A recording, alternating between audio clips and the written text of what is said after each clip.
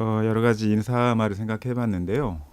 가을하면 우리가 느끼는 감정 중에 하나가 쓸쓸함이잖아요. 아, 그럴 수 혹시 있죠. 네. 가을에 쓸쓸함이나 절망 혹시 느끼시는 분들이 계시다면 이 방송을 통해서 따뜻함 그리고 아, 희망을 좀 느낄 수 있으면 좋겠다.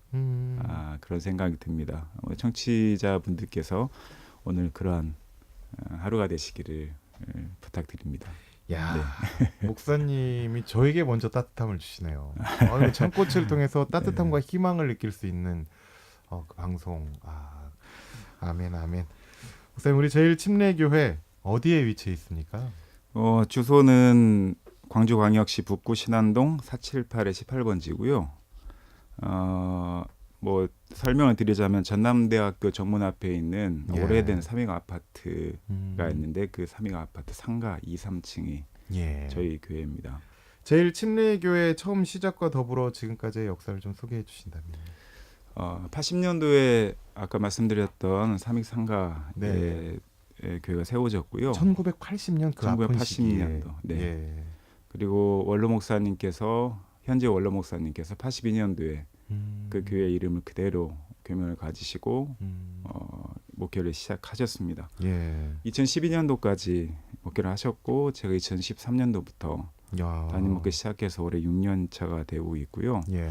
80년도에는 기독교 한국 침례회 자체가 구원파 때문에 상당히 많이 상당히 피해를 많은 입었죠. 피해를 입었었죠. 음, 그래도 꾸준하게 성실함으로 그 책임감을 가지고 열심히 성도들과 사역을 하셨고요. 예. 30년 동안 사역을 하시고 지금은 연퇴하시고 음. 그리고 2013년도부터 제가 담임 목회 시작을 했고요.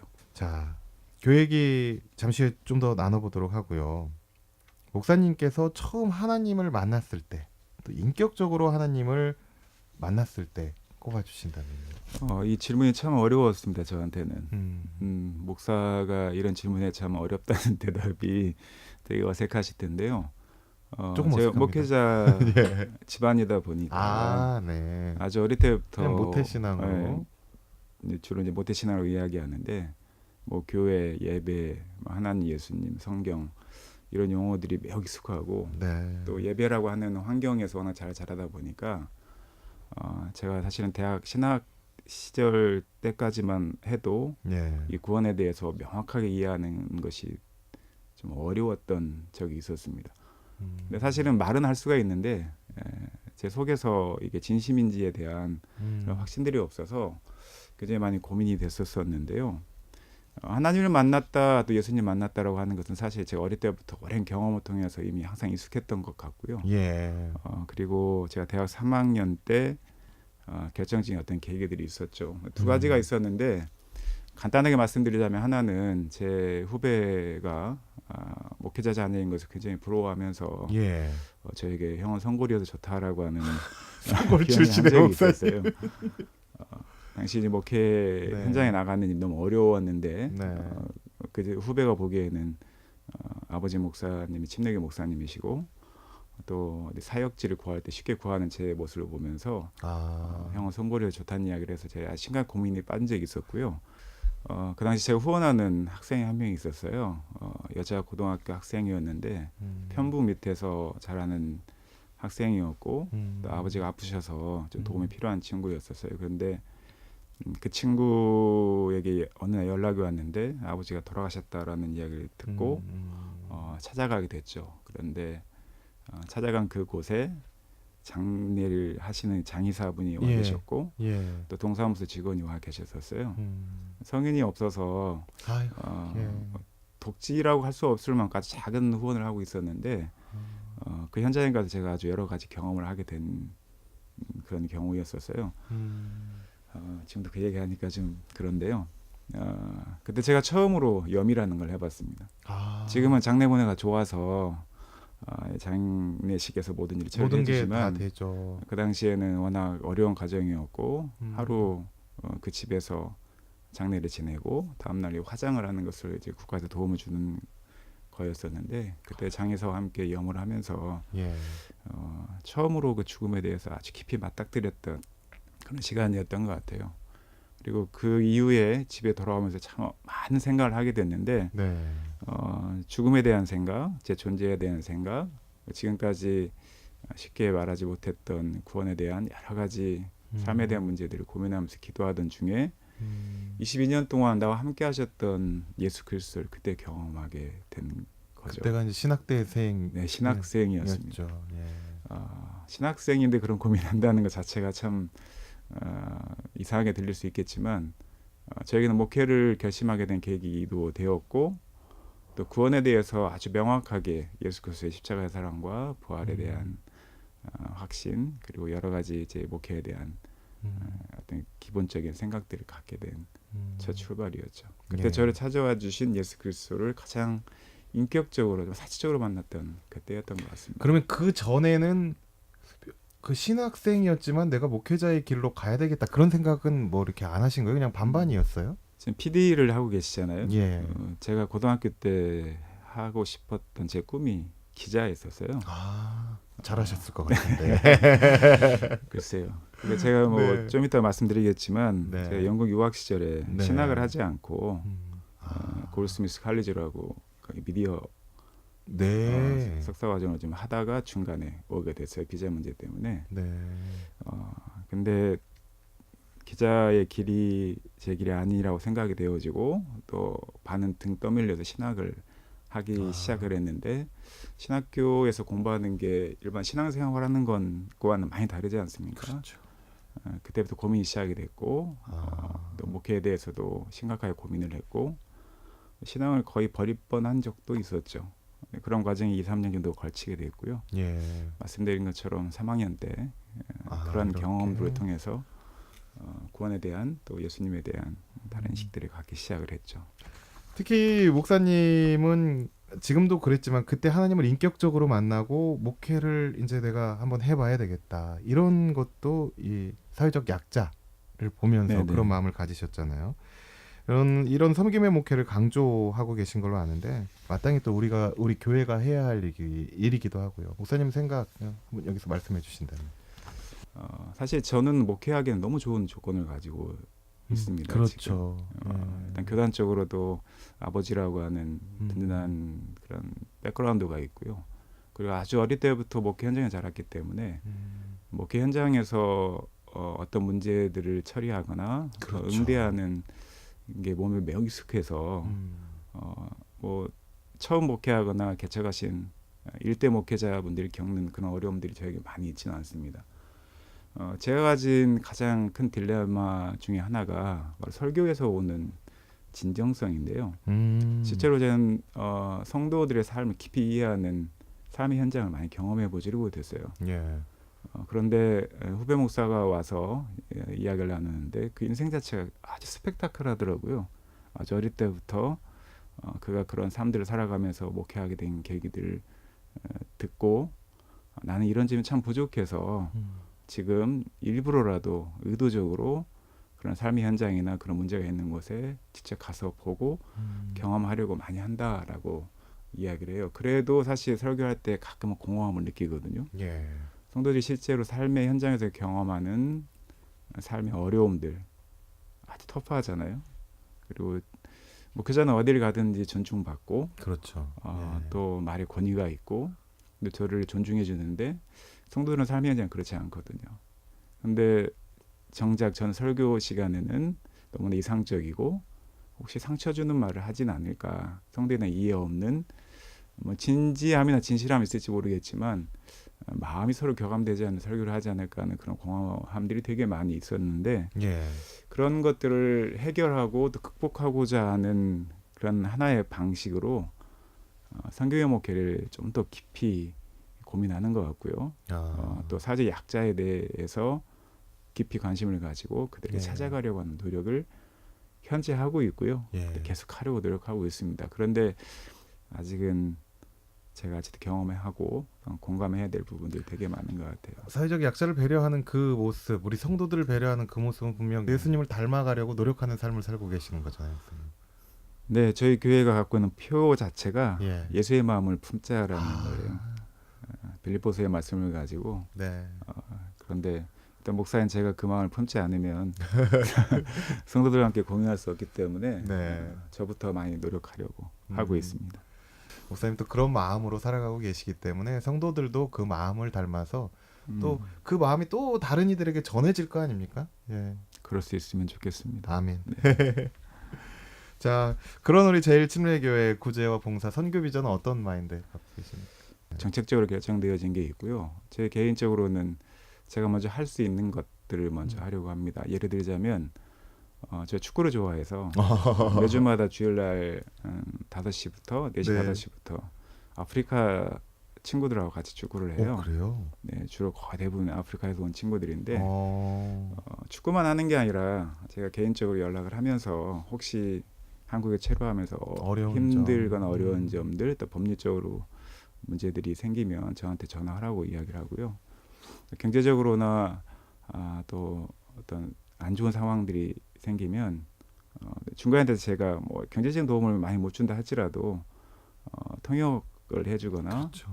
또 재정적 도움도 어느 정도까지는 제가 이렇게 어느 연결해 줄 수 정도는, 있어서 네. 그런 것들 하려고 많이 노력하고 있는데요. 예. 이런 일을 하다 보니까 제가 알 수 없는 부분들이 있지 않습니까? 예를 들자면 법률 조언 같은 건 제가 직접 할 수 네. 없어서 후배 변호사에게 어렵게 전화를 했더니 네. 또 도움이 세상은 되고. 참 따뜻한 것 같아요. 그럼요. 무료로 다 그런 것들 아. 아주 자세하게 제가 또 이렇게 중간에 연결해 줄 수 있다는 것도 되게 좋은 것 같고요. 예.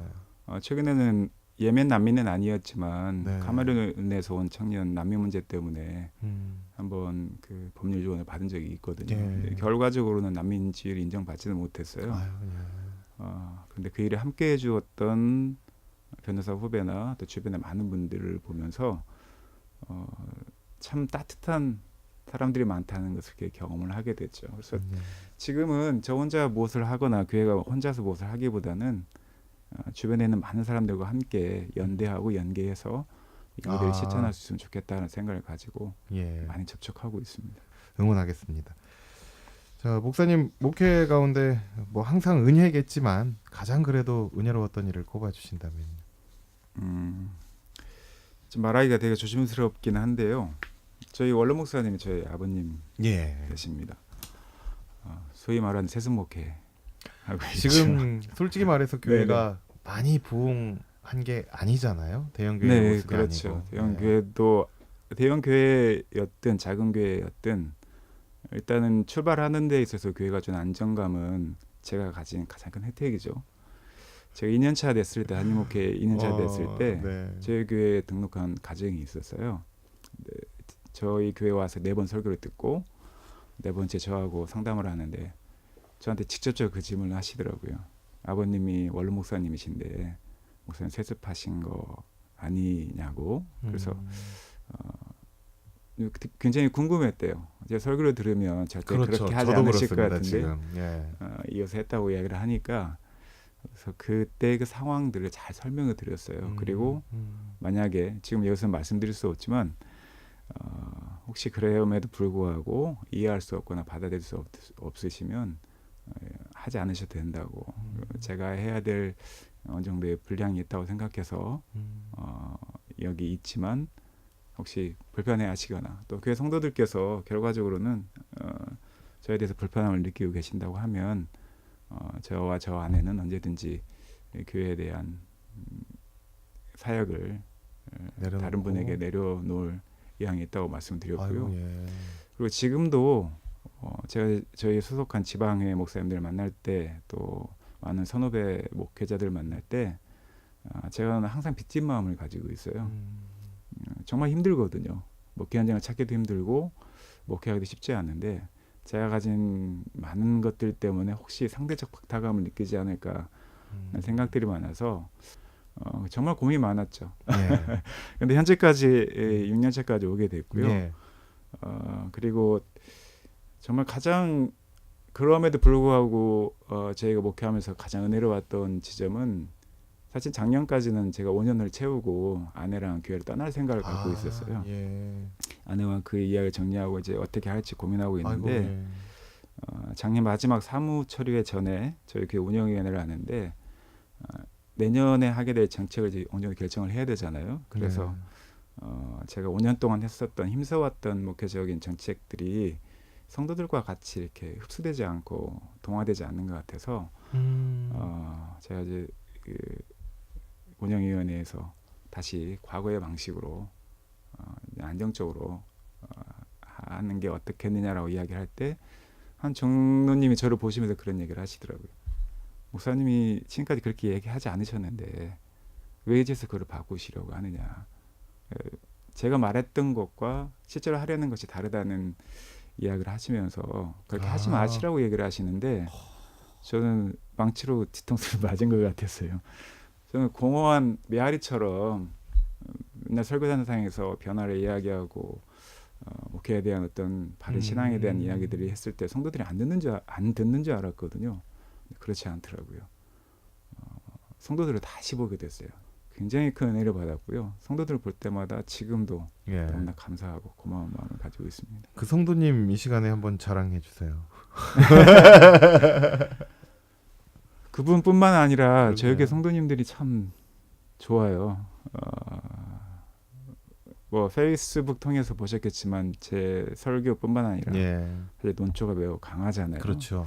부드럽게 하려고 하는데 사실 그것 때문에 성도들 많이 고민을 했었어요. 고민도 많이 하시고 제가 저희 교회 성도들을 참 사랑하는 이유 중에 하나가 제가 부족하고 많은 실수를 함에도 불구하고 그거를 품어주세요. 말씀드렸듯이 제가 성도들을 좀 폄하하거나 좀 무시했던 적이 있었는데 제가 그러지 않게 된 계기 중에 하나가 그분들은 적어도 20년, 30년 동안 한 목회자의 설교를 들으면서 한 교회를 지켜오신 분들이잖아요. 저는 그 부분을 인정하지 않고 당장 와서 내가 원하는 방식의 목회를 적용하려고 했었던 그런 교만함이 있었던 것이죠. 그런데 4년, 5년 동안 꾸준히 참아주시고 저를 이해하시려고 하시고 또 무엇보다도 제가 가진 진정성을 같이 교감하시려고 했었던 그분들을 보면서 저 제일교회 성도들은 정말 착하고 너무 사랑스럽고요. 외부에서 들었던 가장 기분 좋은 저희 교회 성도들의 평가 중에 하나가 저희 교회에 왔는데 저희 교회 성도들의 표정을 보고 너무 좋았다는 이야기였어요. 그게 제일 큰 칭찬이자 제일 큰 칭찬이었고 저도 인상을 쓸 수 없죠. 그래서 주일날 목사님 신청곡이 미리 말씀해 주셨는데 나무엔의 선한 능력으로요. 그 찬양을 준비해 놓고 있는데 이 찬양을 들으려면 좀 짧게 끝내야 될 것 같아서 할 얘기가 많은데 목사님 말씀이 경청하다 보니까 한 번 더 모시고 싶다라는 생각이 제가 말이 너무 많았습니다. 아닙니다. 짧고 굵게 제일 침례교회가 꿈꾸는 미래 비전과 하나 더 질문을 같이 드릴게요. 하나님께 성도들께 어떤 목사로 기억되고 싶으신지. 저희 교회가 미래 비전이라고 할 게 없어요. 저희 교회 오시면 보시겠지만 저희 교회는 펼침막이 딱 하나밖에 없습니다. 공동 기도문이라고 하는 이런 교회가 되게 해달라고 하는 기도문이 하나가 있는데요. 그 기도문 외에는 그 어떤 구호나 비전이 담겨 있는 책이 없습니다. 그 펼침막이 없습니다.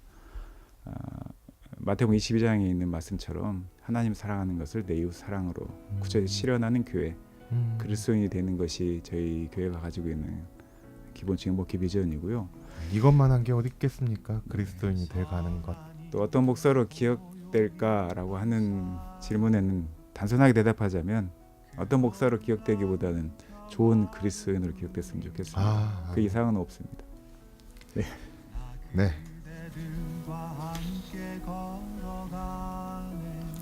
나무엔의 찬양 선한 능력으로 흐르고 있습니다.